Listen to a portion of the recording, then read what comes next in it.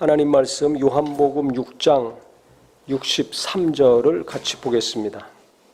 살리는 것은 영이니 육은 무익하니라. 내가 너희에게 이른 말은 영이요 생명이라.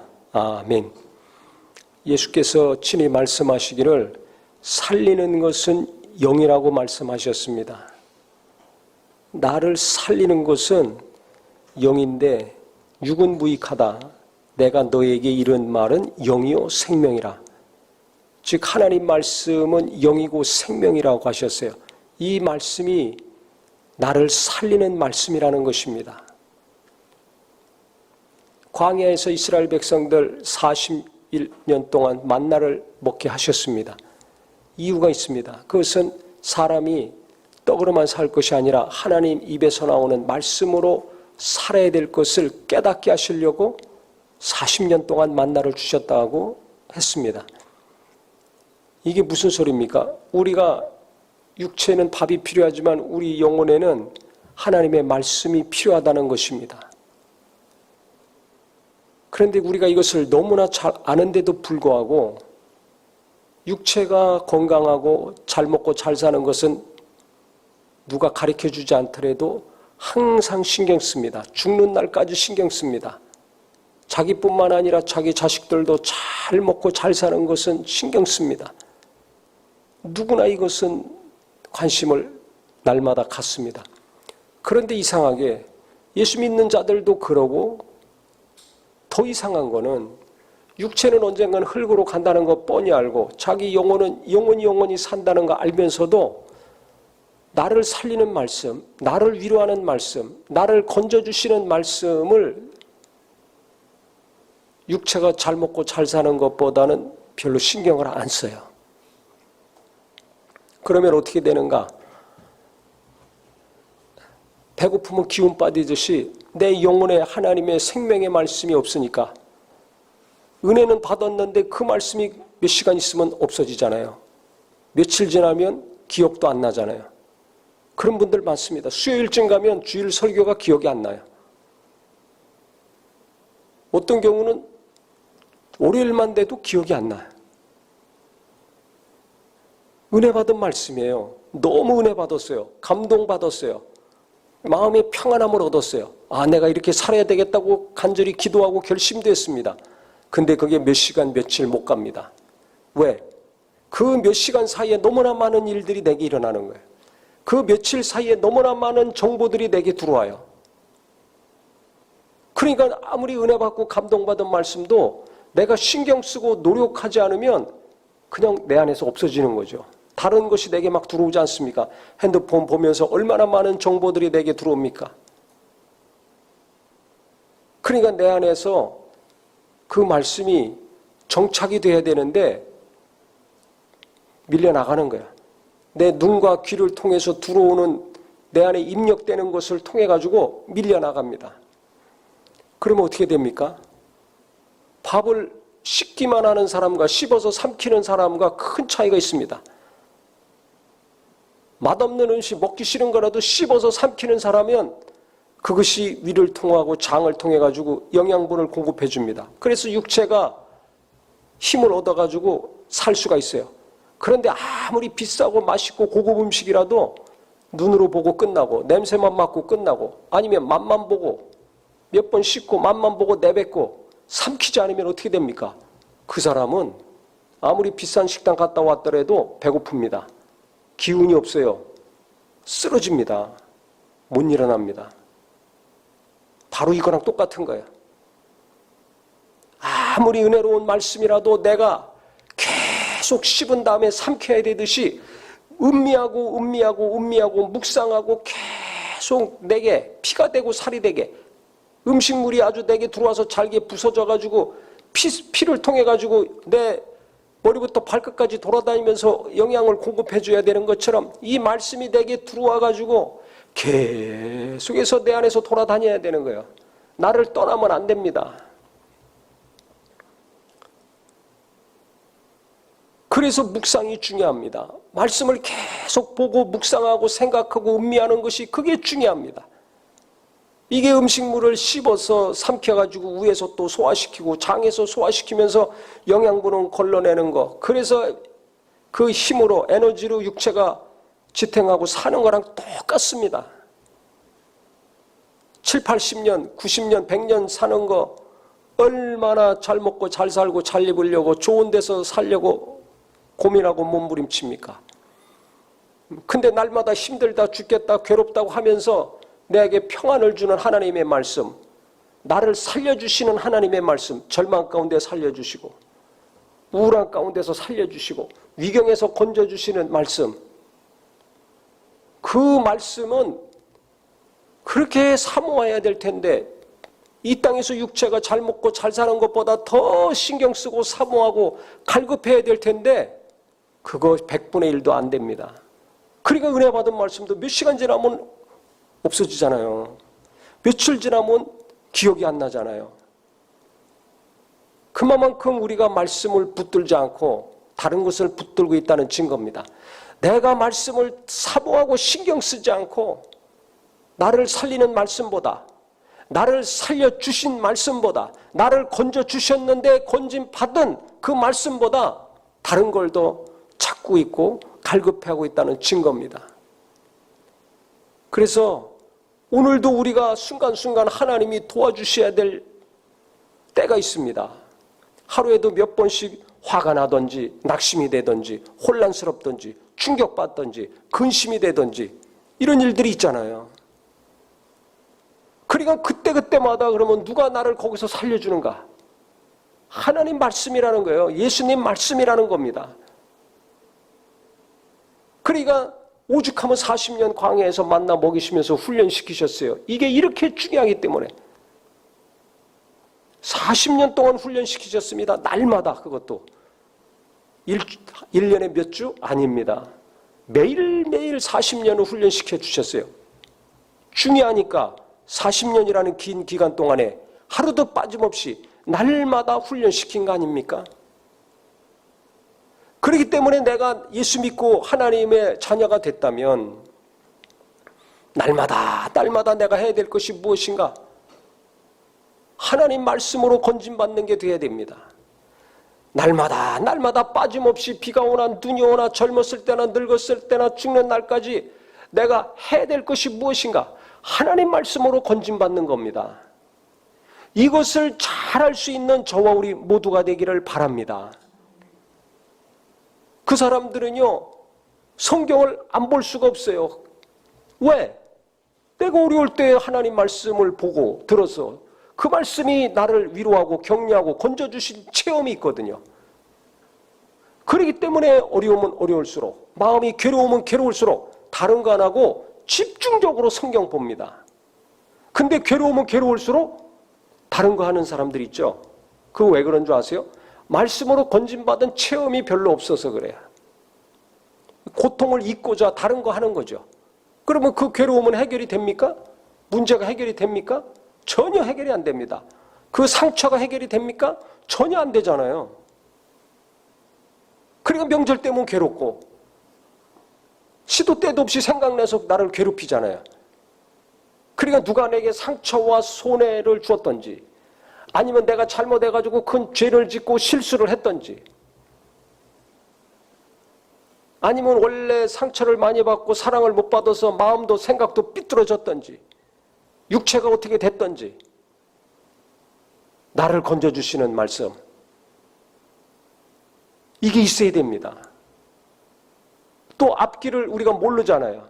근데 하나님 말씀은 내 길에 빛이요 내 길에 빛이요 내 발의 등이라고 하셨습니다. 시편 119편에 날마다 내가 어디로 가야 될지 10년 후 20년 후 일평생 어떤 길로 가야 될지 빛을 비춰주신다고 그랬어요. 그게 말씀이에요. 그러니까 앞날을 결정할 때 어떻게 인도함 받아야 되는가 결정해야 될 때 진로를 결정해야 될 중요한 순간에 이것을 아는 사람은 하나님 말씀을 또 집중적으로 봅니다. 기도하면서. 왜? 말씀이 빛이고 등이라고 했으니까. 그런데 내가 중요한 일을 결정할 때, 계획할 때 나는 무엇을 집중적으로 봅니까? 성경 보지 않고 다른 거 본다면 그 사람은 방황할 수밖에 없어요. 나중에 후회합니다. 그때 왜 그랬을까? 하지 말걸.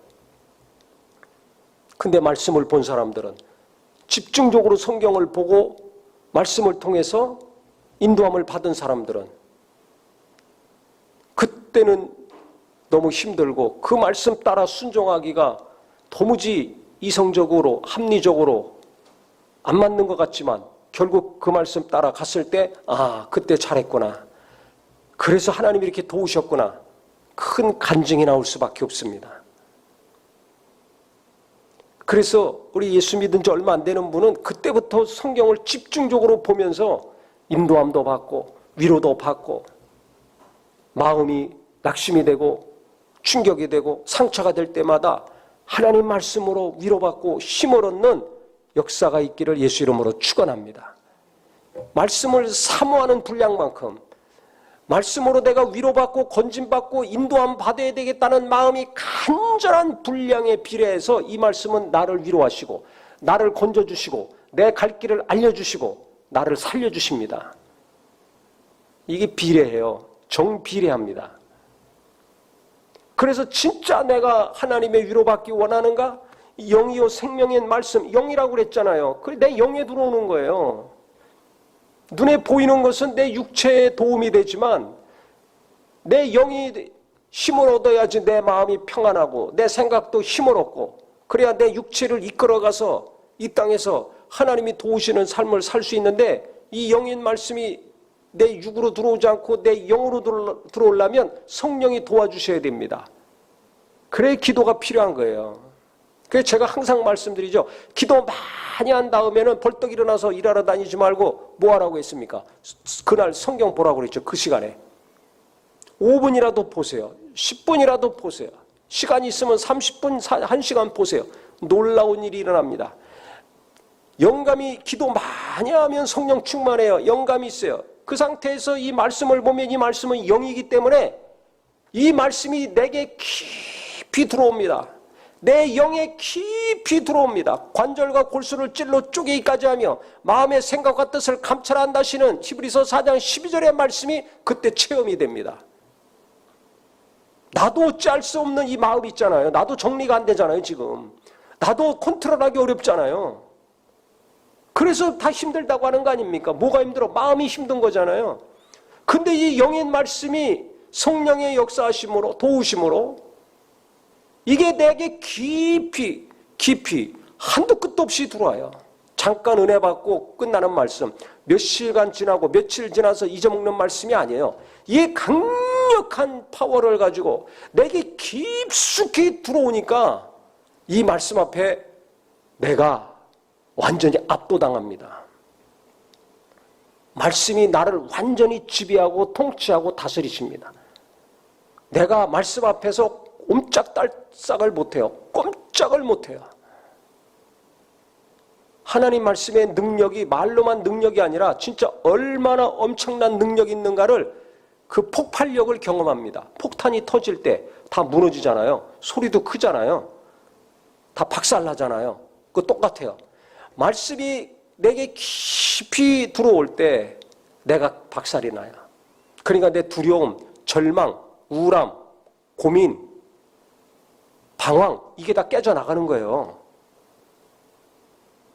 불안이 박살이 나요. 근심과 염려가 박살이 나요. 산산조각이 난다니까요. 내가 고민했던 거, 괴로워했던 거 그게 그냥 박살이 나요. 다.